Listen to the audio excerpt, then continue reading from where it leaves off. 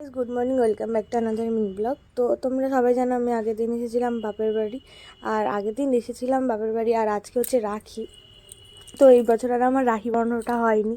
তো যাই হোক, মনটা একটু খারাপ। তো সকালবেলা ঘুম থেকে উঠে মা টিফিন করে দিয়েছিল, খেয়ে হসপিটালে বেরিয়ে গেছিলাম। তখন অলমোস্ট 8টা বাজে, ঠিক আছে। তো ব্লাড টেস্টটা করতে দিয়েছিল, ব্লাড টেস্ট অনেক কিছু, মানে আমার এই ব্লাড টেস্টে কোনো কষ্ট হয় না।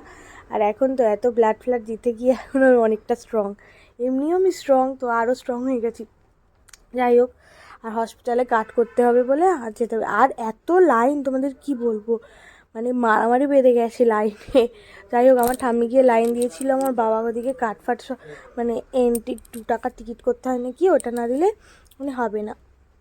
তো ওই জন্য সব কিছু হয়ে গেছে। আর বিকাল 5টা বাজে তখন আমি এসেছি বাড়িতে। এসে না প্রচুর জোরে খিদে পেয়ে গেছে। আর ঠাম্মি এখানে আমাকে কলা ভাজা, উচ্ছে ভাজা, ডাল দিয়ে ভাত দিয়েছিল। আর যেহেতু পূর্ণিমা, তো নিরামিষ, তাই জন্য আমি খেয়ে নিতে, আমার প্রচুর জোরে খিদে পেয়ে গেছিলো।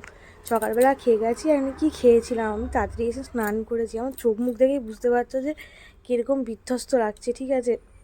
আমি ঠাম্মিকে বললাম তুমি তাড়াতাড়ি আমাকে খেতে দাও, আমি খেয়ে নিই। আর তখন খেতে বেশি যাবো, তখন বেজে 5টা। তো তারপর সন্ধ্যেবেলা ঠাম্মি একটুখানি তালের বড়া করেছিল, আমি তালের বড়াটা খাচ্ছিলাম। তো ভিডিওটা এই অবধি এন্ড করছি। ভালো লাগে লাইক, কমেন্ট, শেয়ার, সাবস্ক্রাইব করে দেখা হচ্ছে নেক্সট ব্লগে। টাটা।